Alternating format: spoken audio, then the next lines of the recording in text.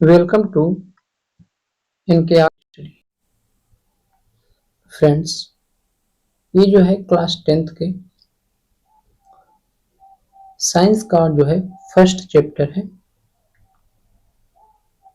रासायनिक पदार्थ प्रकृति एवं व्यवहार इकाई है। इसमें हम लोग पढ़ेंगे रासायनिक अभिक्रिया एवं समीकरण, केमिकल रिएक्शंस एंड इक्वेशंस। तो चलिए हम लोग बहुविकल्पीय क्वेश्चन से स्टार्ट करते हैं। बहुविकल्पीय क्वेश्चंस यहाँ पर है।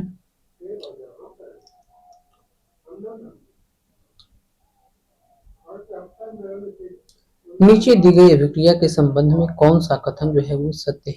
ये 2PbO है, लेड है और कार्बन है सॉलिड, और ये बना रहा है लेड को निक्षेपित कर रहा है और CO2 गैस को बना रहा है। तो चलिए ऑप्शंस को हम देखते हैं क्या दिया है क्वेश्चन। ऑप्शन में ऑप्शन दिया है कि शीशा अपचयित हो रहा है, और ऑप्शन 2 दिया है कि कार्बन डाइऑक्साइड अपचयित हो रहा है। ऑप्शन 3 दिया है कार्बन अपचयित हो रहा है, और डी दिया है 4 दिया है कि लेड ऑक्साइड अपचयित हो रहा है। तो इसमें से ये जो है फर्स्ट नंबर हमारा सही है कि शीशा अपचयित हो रहा है, और सेकंड नंबर सही है कि कार्बन डाइऑक्साइड अपचयित हो रहा है। तो इस प्रकार से फर्स्ट और सेकंड दिया है ऑप्शन नंबर ए में, ये हमारा आंसर हो जाएगा। नेक्स्ट क्वेश्चन देखते हैं। नेक्स्ट क्वेश्चन है कि Fe2O3 प्लस 2LAl अभिक्रिया हो रही है और Al2O3 प्लस 2Fe हो रहा है। तो ऊपर दी गई अभिक्रिया किस प्रकार की है? ऊपर दी गई अभिक्रिया किस प्रकार की अभिक्रिया है? तो जब दो मिल करके, जब A प्लस ये AB मिल करके और C मिलता है तो ये AC बन जाता है और B को बाहर निकाल देता है, तो उसको कहते हैं विस्थापन अभिक्रिया। ये क्या कर दिया? विस्थापित कर दिया, तो उसको कहते हैं विस्थापन अभिक्रिया। ऑप्शन नंबर डी हमारा सही हो जाएगा। नेक्स्ट है क्वेश्चन नंबर 3 है कि अभिक्रिया जिसमें आयनों के विनिमय अदला बदली नए यौगिक बनाते हैं कहलाती है। तो जब अदला बदली से बनाती है, जैसे ये है AB और ये है CD, तो एक बन जाएगा AC और दूसरा बन जाएगा BD। तो इस प्रकार की अदला बदली होती है तो उसको कहते हैं कि दो दो विस्थापन हो रहा है ना, तो द्विविस्थापन कहते हैं। क्या कहते हैं? द्विविस्थापन अभिक्रिया कहते हैं। Option number B. Next question है, कार्बन को वायु में जलाने पर कार्बन डाइऑक्साइड का बनना उदाहरण है। तो कार्बन को जब वायु में जलाते हैं तो कार्बन डाइऑक्साइड बनता है, और इस प्रकार से ये जो है संयोजन अभिक्रिया कहलाएगा, क्योंकि ये कार्बन हो गया, ये O2 ऑक्सीजन हो गया, ये जो है CO2 बन गया। ठीक है, तो CO2 बन गया। ये अभिक्रिया जो है ये संयोजन अभिक्रिया कहलाएगी। Option number A. नेक्स्ट है Zn प्लस H2SO4 अभिक्रिया होगी Zn SO4 प्लस H2। तो इसमें यह अभिक्रिया कैसी है? तो यहाँ पर देखेंगे कि ये जो है अभिक्रिया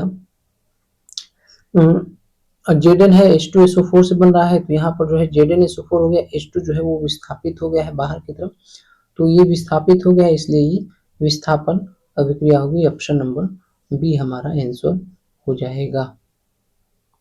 नेक्स्ट क्वेश्चन है कि निम्नलिखित में से कौन सी एक दहन अभिक्रिया है? एक दहन अभिक्रिया है। तो दहन अभिक्रिया किसको कहते हैं?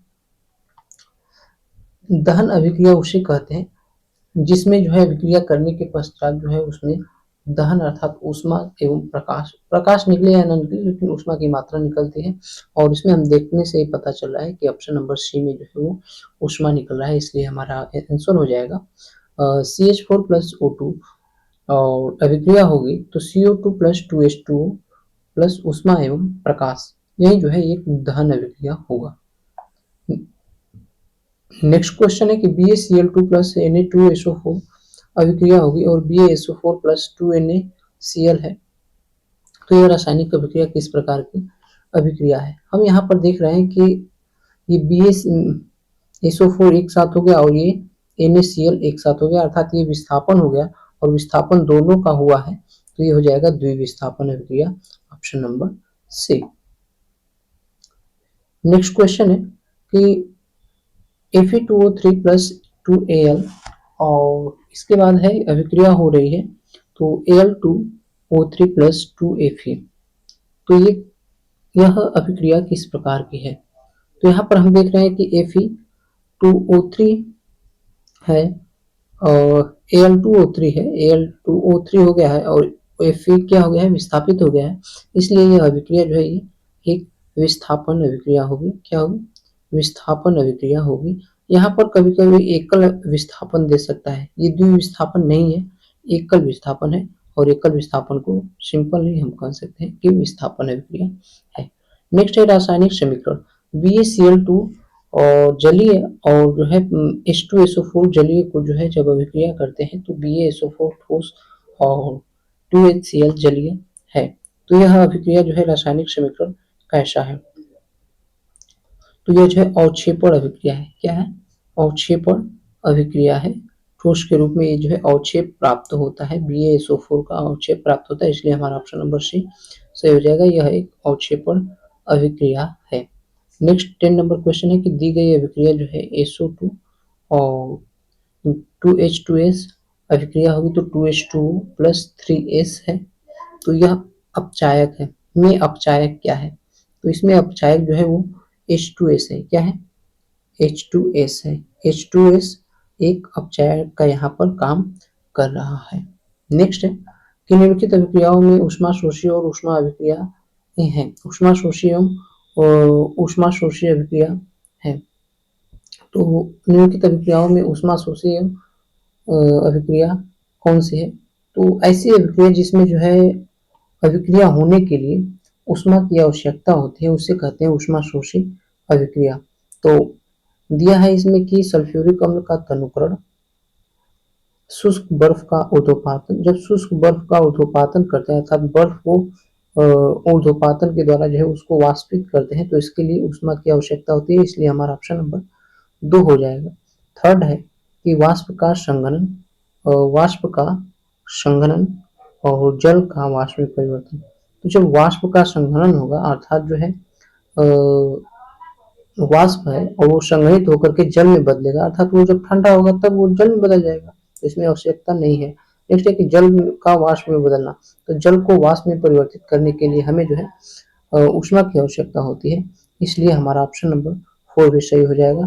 और सेकेंड और फोर्थ दिया है ऑप्शन नंबर डी में, इसलिए हम यहाँ पर डी को क्लिक कर देंगे। नेक्स्ट 12 नंबर क्वेश्चन है कि रासायनिक अभिक्रियाओं 2FeCl3 plus 2H2O plus Y और यहाँ पर बन रहा है 2FeCl2 plus H2SO4 plus 2HCl में Y है। Y क्या है? तो यहाँ पर देख रहे हैं कि Cl है, Fe है, इसमें भी Cl है, Fe है, H2O है, इसमें H2 है और HCl है। तो हम यहाँ पर देख रहे हैं कि S यहाँ पर नहीं है। क्या नहीं है? S नहीं है और S नहीं है तो यहाँ पर जो है ये ऑक्सीजन की मात्रा 2 है, ऑक्सीजन की मात्रा 2 है और ये बन कितना रहा है? ऑक्सीजन की मात्रा इसमें 4 बन रहा है अर्थात 2 ऑक्सीजन भी चाहिए और S भी चाहिए, इसलिए हमारा आंसर हो जाएगा ऑप्शन नंबर सी SO2। नेक्स्ट है 30 नंबर क्वेश्चन है कि लौह चूर्ण पर तनु हाइड्रोलिक अम्ल डालने से क्या होता है? सही उत्तर पर निशान लगाना है हमें। तो लौह चूर्ण पर तनु हाइड्रोक्लोरिक अम्ल डालने से जो है हाइड्रोजन गैस एवं आयरन क्लोराइड बनाता है। हाइड्रोजन गैस एवं आयरन क्लोराइड बनाता है। नेक्स्ट क्वेश्चन है 40 नंबर इनमें से एक संयोजन अभिक्रिया नहीं है। एक संयोजन अभिक्रिया नहीं है तो संयोजन अभिक्रिया किसको कहते हैं? कि जब दो है, मान लीजिए कि ए है और ये है बी और ये अभिक्रिया करेगी तो ये हो जाएगा ए बी। क्या हो जाएगा? A B.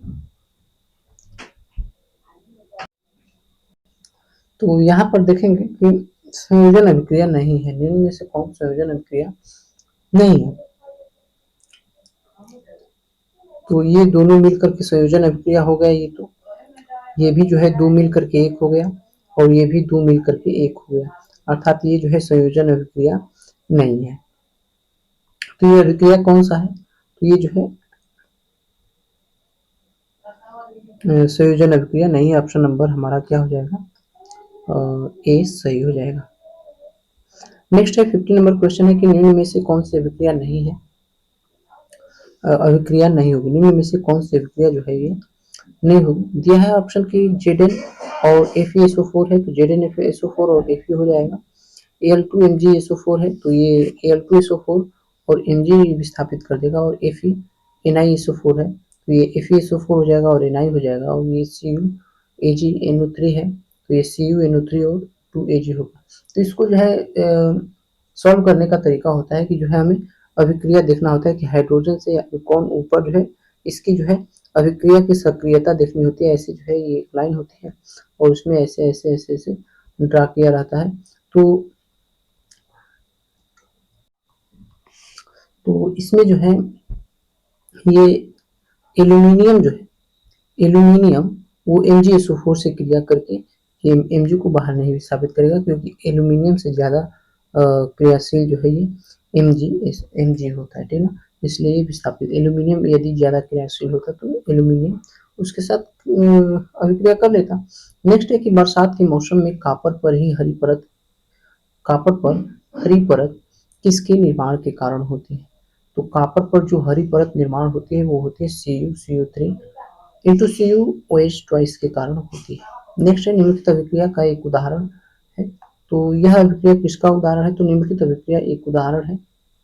अभिक्रिया दिया है कि NH3 और ऑक्सीजन मिलता है तो ये NO बनता है और 6H2O बनता है। क्या बनता है, 6H2O बनता है। तो ये जो है एक विस्थापन अभिक्रिया हो जाएगी, क्योंकि ये इसके साथ और ये इसके साथ विस्थापित हो जाती है, तो एक तो विस्थापन अभिक्रिया हो जाएगी और दूसरा जो है वो हो जाएगी रेडॉक्स अभिक्रिया। क्या हो जाएगी, रेडॉक्स अभिक्रिया, जिसमें ऑक्सीजन का जो है अपचयन होता है, और तो ये जो है अभिक्रिया जो है रेडॉक्स अभिक्रिया भी हो जाएगी। ऑप्शन नंबर क्या हो जाएगा, ऑप्शन नंबर सी हमारा सही हो जाएगा। नेक्स्ट है निम्नलिखित में से ऊष्माक्षेपी प्रक्रम है। ऊष्माक्षेपी प्रक्रम उसको कहते हैं कि जब कभी अभिक्रिया होती है तो अभिक्रिया होने के पश्चात जो है उसमें से ऊष्मा निकलती है। जैसे कि हम कह सकते हैं कि जल के बिना बुझे चूने से अभिक्रिया, जब हम बिना बुझे चूने को जल में मिलाते हैं तो उसमें से बुदबुद बुदबुद करके जो है उसमें से ऊष्मा निकलती है, ये जो है एक ऊष्माक्षेपी अभिक्रिया हो जाएगी। और आगे दिया है कि एक अम्ल का तनुकरण, तो ये अम्ल का तनुकरण करेंगे, अर्थात उसमें उसे तनु करने के लिए उसमें मिलाएंगे तो उसमें से भी ऊष्मा निकलती है। इस प्रकार से ये दोनों जो है क्या है, ऊष्माक्षेपी अभिक्रिया है। जल का वाष्पीकरण, ये जल का वाष्पीकरण जो है इसमें ऊष्माक्षेपी नहीं बल्कि ऊष्मा शोषी अभिक्रिया है, क्योंकि ऊष्मा देंगे तभी वाष्पीकरण में बदलेगा। नेक्स्ट है कपूर क्रिस्टल का ऊर्ध्वपातन। कपूर का ऊर्ध्वपातन कब करता है, जब उसको जलाते हैं, अर्थात ऊष्मा की आवश्यकता होती है। ऊष्मा शोषी अभिक्रिया ये दोनों है, न कि ऊष्माक्षेपी। नेक्स्ट है 90 नंबर क्वेश्चन है कि जंग का रासायनिक सूत्र है। तो जंग का रासायनिक सूत्र जो है वो होता है Fe2O3 into XH2 into XH2। Next 20 number question है कि एक तेल के नमूने को लंबे समय तक संग्रहण करने के लिए निम्न में से किस गैस का प्रयोग किया जाता है। तो तेल के नमूने को लंबे समय तक संग्रहण करने के लिए हीलियम या नाइट्रोजन का जो है उपयोग किया जाता है। तो फ्रेंड्स इस प्रकार से जो है टोटल हम लोगों ने बहुविकल्पी क्वेश्चंस को कर लिए हैं। यदि ये खंड ब वर्णात्मक प्रश्न को पढ़ना है तो आपको जो है प्लेलिस्ट में ढूंढना होगा जाकर के, और इसके लिए वर्णात्मक प्रश्न के लिए अलग प्लेलिस्ट होगा, बहुविकल्पी प्रश्नों के लिए अलग होगा, लॉन्ग क्वेश्चन के लिए अलग होगा। तो मिलते हैं अगले सेशन में अगले बहुविकल्पी क्वेश्चंस के साथ इसमें इस प्लेलिस्ट में। तब तक के लिए धन्यवाद, थैंक्स फॉर वॉचिंग। यदि आपको वीडियो अच्छा लगा है तो प्लीज़ लाइक कीजिए, सब्सक्राइब कर लीजिए और अपने दोस्तों के साथ शेयर कीजिए।